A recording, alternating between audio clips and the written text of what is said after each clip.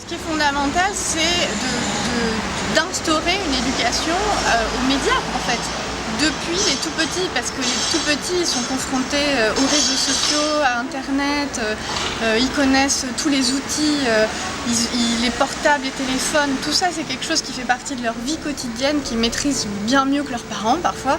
Et aussi, c'est des outils qui parfois peuvent être dévastateurs si on ne sait pas s'en servir, si on ne sait pas les décrypter. La télévision en est le premier exemple.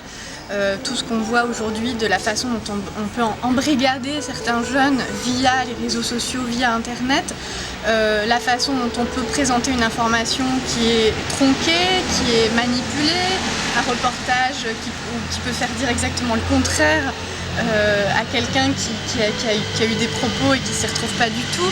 Je pense que montrer en tout cas aux jeunes et même les tout petits, il devrait y avoir des outils, des possibilités de montrer que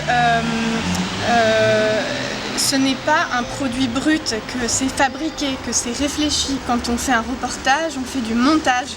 On peut avoir une voix off qui dit des choses qui sont en contradiction avec l'image. Surtout je pense pour les quartiers populaires qui sont quand même la cible beaucoup de reportages, de paroles, de flots de paroles et donc à mon avis il y aurait un travail évidemment d'éducation aux médias qui est fondamental, qui est très important, même je dirais partout en fait, mais évidemment en particulier dans les quartiers populaires.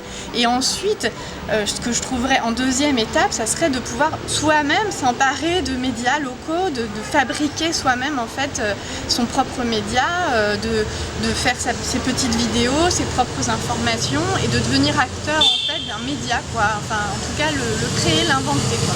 Mais je pense que c'est très important.